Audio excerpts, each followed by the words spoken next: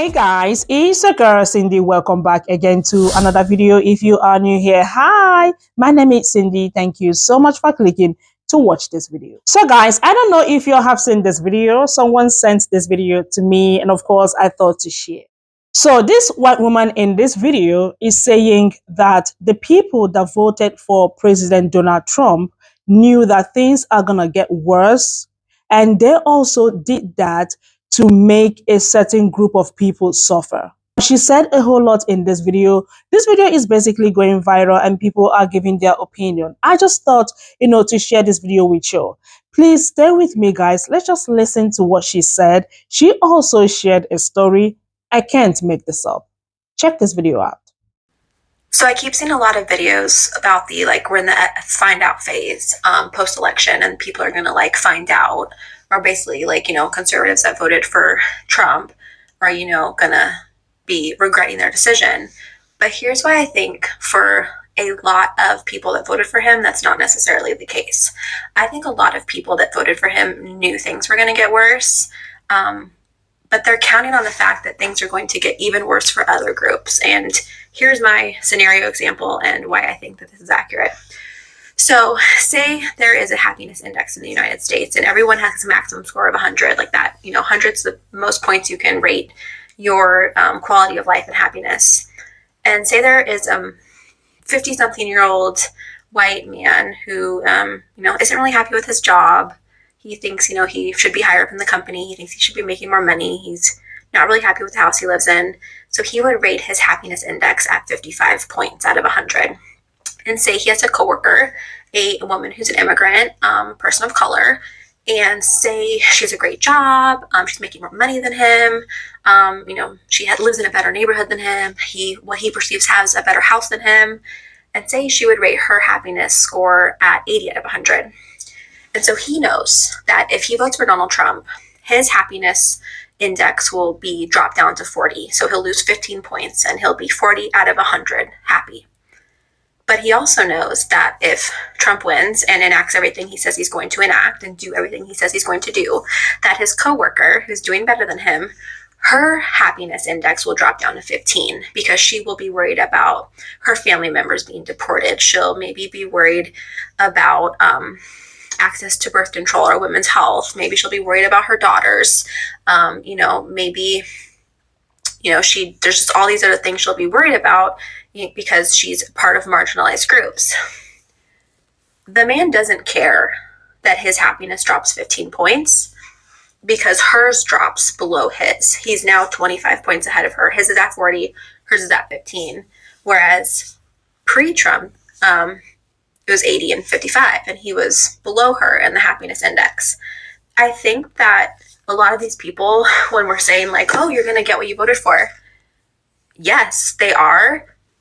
And that's what they want, because due to whatever's going on in their life, whatever aspects of their life that they were unhappy with, where they think maybe they were owed something by society, and they see people that are part of marginalized groups or women or people that have worked hard to get where they're at, but that they're doing better than them, they want them to suffer.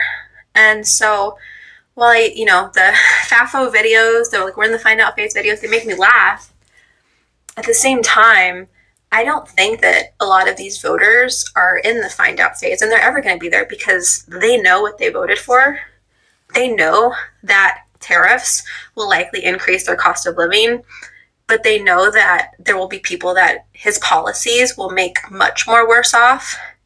And as long as they're above those people and they're not at the bottom, then they got what they wanted.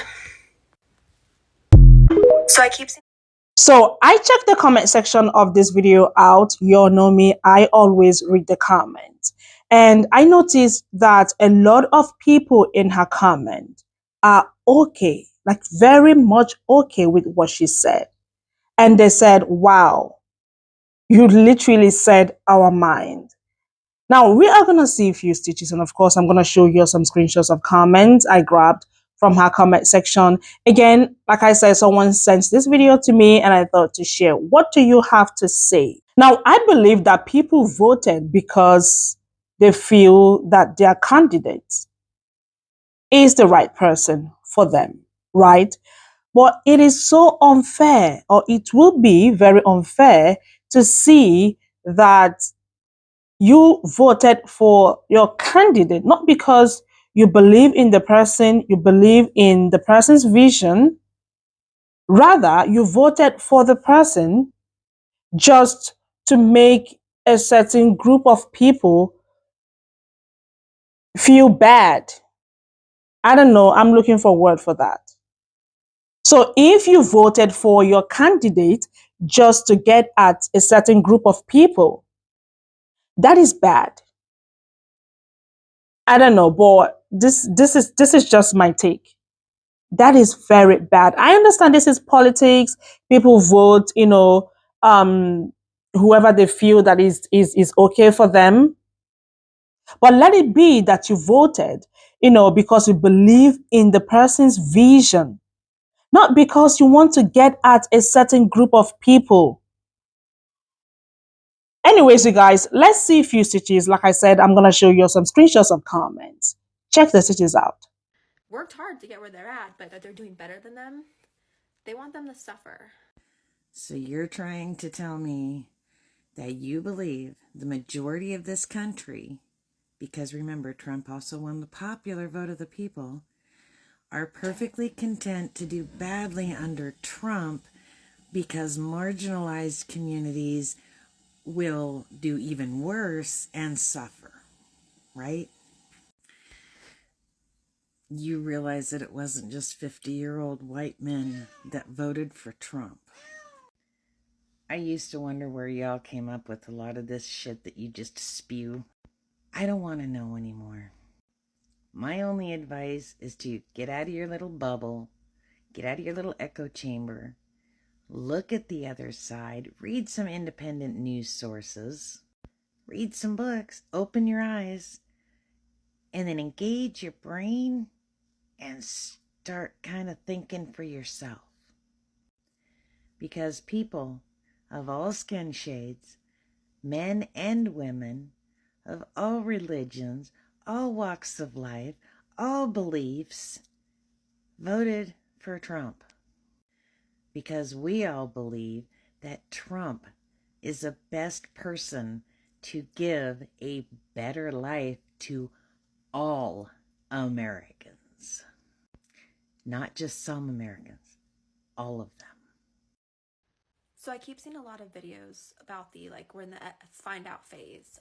So Ashley here makes a very interesting point, and it's one that many of us on the left have also made. The people who voted for Donald Trump did so because they're not doing as well as their neighbors, and they want their neighbors to suffer. But there's just one problem with that: resourcefulness and resilience. Ashley here promulgates the notion of a happiness index, meaning that the Trump voter who has a happiness index of 55 wants his coworker who has a happiness index of 80 to suffer, and is willing to watch as that happiness index drops down. But that's where resourcefulness and resilience in education comes in. Some of us are already planning for the economic turmoil to come. Let's say that we are living with a happiness index of 80. Okay, so we lose 5 points. We're still doing better than the Trump voter. We're still making contingency plans, cutting down our debts, planning to economize, baking bread if we have to. And we can still be relatively happy with a small dip from what life was like under the Biden age. Because we're determined to not only live, but also fight fascism. And when you have nothing but wishing other people's destruction, you're still deferring the problem of you. You haven't learned to live a happy and meaningful life. You haven't learned what to do with the resources that you have. Your goal in life is to be miserable and to bring other people down into said misery. Our goal on the left is to try to be as happy as possible even when the shit is hitting the fan. Look, I'm a creative dude. I've made an audio drama and I've stretched resources. I have been homeless. I have stretched resources. I have survived. I have stretched resources. And I have largely been happy because I have known how to do a lot with little resources. That's the survival skill that you're going to need to have entering 2025. And that's a survival skill that is absent in the Trump voter. Factor in new developments such as the MAGA cult increasingly being ostracized, being disinvited from holidays. And what does the MAGA cult have? after all that. Oh, sure, you made our happiness index dip, but we've been here before. During the Great Depression, Americans showed great ingenuity at finding ways to survive and be happy based off of having very little. And given that the Trump voter has no understanding of tariffs, no understanding of what's going to happen with Project 2025 policies, they're either going to have to come crawling back to us, and we've already put up our hands and said, no, you're not, or they're going to be left out in the cold without the ratiocination and the acumen to survive a darker age. So fundamentally, it is still a FAFO situation. I get hit all the time with soy boy, soft man, all of this fucking bullshit, because that's who the MAGA cult thinks that we are. But we are strong and resilient in ways that they can't even countenance, they can't even consider. If we have to do less with nothing, we will do less with nothing, because we fundamentally operate from a place of joy and a place of empathy and a place of, well, trying to do the best we can. Perhaps some liberals who are addicted to luxury goods will suffer or have to change their spending patterns. But even though things are going to be tight for everyone, I would argue that those on the left are in a better position to survive simply because they read and they keep track of economic policies and they are better at long-term planning. And with the average American credit card debt at $10,000, who do you think is going to be better equipped to last during the Trump age? Don't get me wrong, I appreciate your thought experiment, but I think that you fundamentally underestimate the character of many liberals. Gonna be regretting their decision. But here's why I think So I thought I would respond to this. Good morning, by the way. I voted for Trump. I'm a libertarian by typical voting, more independent. I have voted both Democrat, Republican. I've also voted independent. Even on one election down the ticket, I voted different. So, but I can tell you just from psychology studies, stats on voting, as well as just civics classes, that nobody is going into the voting booth and analyzing Sally, who might be an immigrant's happiness level. That's not even on their forefront. That goes against human nature by and large. So let me explain what I'm talking about. So we have 3 stages to the human brain. So you have lizard brain. That is newborns. That is instinctual behaviors to get needs met. They don't know how to talk. They don't know how to articulate anything. So they do what is instinctual to get those needs met. And then they graduate into monkey brain. Monkey brain is more cognitive, right? It's learning words, repeating things, mimicking things, that sort of thing. And they'll stay there for a minute. And then as they grow and learn things under that monkey brain, they develop into consciousness brain. Consciousness brain is what you and I function on in adult land. However, you never lose lizard brain or monkey brain. In fact, a lot of times your subconscious functions in lizard and monkey brain. That's why you have coping skills that you don't realize you have until you start paying attention to your patterns. Little side tip. But psychology states that people are selfish in nature, meaning that they're not looking at external people as far as like the impact to them. They're looking at the impact to themselves as individuals as well as their family. So the average person is going into the voting booth and they're going, what is in my best interest? What is in my family's best interest? What is in my extended family's best interest? What is in my friend's best interest? And my local community, which is how the voting booth was designed. It was never designed to do mob mentality. In fact, that is why we have electors. Electors exist so that the large cities don't overpower and overshadow the needs and wants of the rural communities in the rest of America. Because the reality is the needs that somebody in a big city has are going to be vastly different than what my little town needs in the middle of Texas. And just FYI, my husband is a 49-year-old white male and I'm a 50-year-old white woman. And I can promise you the very reasons that we voted for Trump was exactly what y'all are afraid of. The tearing down of the system. And it may not make sense to you because you don't maybe work in those systems, but I work directly with those systems, and they're failing, but they're failing slowly, which means as they fail further, you're going to have more abuse of it. You're going to have more ridiculousness, more ridiculous rules trying to fix it. What needs to happen is a lot of those systems need to be taken down to the basics and rebuilt. And here's the thing, is if you don't work in the systems, you really don't know what is broke. But my husband's VA, I'm very well versed with the VA, unfortunately, both professionally and personally. It's broke. It's been broke. There's a movie called Article 99. Go check it out. It'll tell you that this is not a new problem. It's been broke. The other thing that's broke, the Medicaid, Medicare system. Medicaid is at least 6 months to a year behind in processing new applications, and is even further behind right now doing reviews, which impacts my elder people drastically because it means that their nursing home is not getting paid. And for the younger community, that means a lot of their insurance payments aren't getting to the providers in a timely manner in the fashion they're supposed to. Medicare is having the same problem. Also, if you don't know much about insurance, the reason your premiums for insurance are a little bit higher once ACA came into play is because Medicare actually only pays cents on the dollar for the same procedures that your insurance pays like $80, $90 for. They're only paying like $20 through Medicare. So that's why there's a feast or famine in the Medicare doctor system, is that sometimes the doctors get fed up with the slow pay, no pay of Medicare. That's one of the big reasons Medicare for All will not work, because the doctors will be like, yeah, see you, bye. It's not financially sound for me to do that. But if you look at the systems right now, so we know the legal system is failing. You can peruse documentaries left and right on how the system is imprisoning people they shouldn't be imprisoning and then keeping them there. And Harris was part of that. What is it? How to Make a Murder? No. That one documentary about the guy that was framed for rape in a case before, you know what I'm talking about. That's a good example of the legal system failing miserably. Corruption.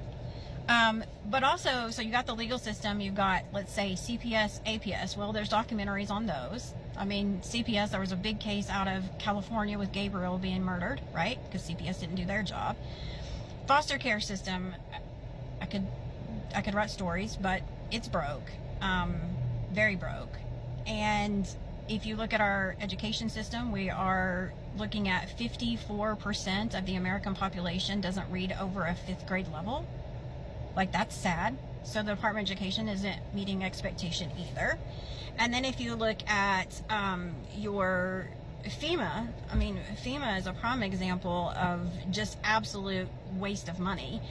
And not to mention the fact that our government, who has been predominantly ran by Democrats, has not had a balanced budget since Clinton was in office back in the early 90s. That's a problem. Like, you can't function with a non-budgeted space. Like, you cannot go outside. If you don't have $2,000 in your account and you try to go write a $3,000 check, they're not going to let you do it. You're going to go to jail. Yet our government functions in that. We've misplaced $800 billion, which tells me both sides of the aisle are corrupt. So I'm 1,000%. Expose them all. Expose them all. If it's Trump too, expose it all. That's actually what the right wants. That's the part you guys don't get, is we actually want all of it exposed. We want it all fixed. And it has nothing to do with a happiness meter, unfortunately. If it was that simplistic, you would have a much easier opportunity to sway us to the other side. So, but the other thing is that most of us, or at least in my crew, when we are looking for a politician, we actually do a job interview with them, and we check boxes. And if they don't meet certain criteria, then they're not hired. And I'll just be honest, Harris didn't meet criteria. She's not articulate enough. That's my opinion. You can have a different one, but that's my opinion. And when she's pressed in hard scenarios, honestly, she freaks. It's written all over her face. And when you're talking about wartime, which is what Biden has now pulled us into, we need to know that whoever's going to the table has a poker face and can handle the room. And unfortunately, I just don't feel that Harris could do that. But it has nothing to do with somebody going into the voting booth and rating happiness level. Nobody cares. I promise you, nobody is giving two craps about another person while they're in the voting booth other than themselves and their family. Promise you. Promise you. Anyways, please don't take any, harm or foul. It wasn't meant that way. It wasn't meant to feel attacked, because that's not how I view it. It's just my opinion on it, and just the experience that I know and am living, truthfully.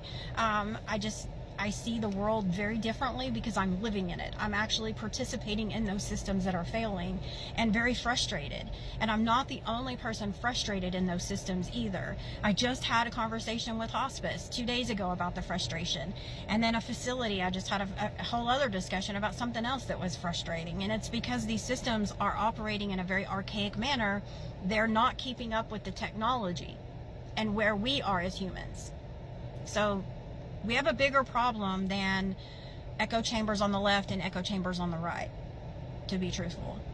And it is not going to be comfortable, but it isn't about, nobody's weighing anybody's happiness, honestly. It's one of those things that you either get up and fix it, or we just let it fall and crumble to the ground, and then just be like, what happened? And I'm just not willing to do that. So anyways, I hope you have a great day. So I took some screenshots of comments from her comment section so you guys can see what other people said about this video. Please pause to read if you want to. So I read a lot of comments, y'all. Some people said that people don't necessarily want their life to be better.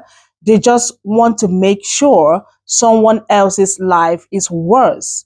And then some other people said that everything she said is true. And however, they don't think that people that voted for President Donald Trump understood the impact it will have on all Americans, but the global impact this will have. And then some other people said that they disagree with her a bit because they don't really believe anyone cares about anyone else being hurt. It's just about things getting better across the board. And of course, it will take time. People really said a lot in her comment. I'm going to pin her details in the comment section if you want to check her out and read more comments. Like I said, I thought to bring this video here. Let me know what you all think in the comments, guys. And please remember to keep it respectful. And don't forget to share this video, like, and of course, come back for another video. I'm going to see y'all in my next one. Y'all stay blessed. Bye.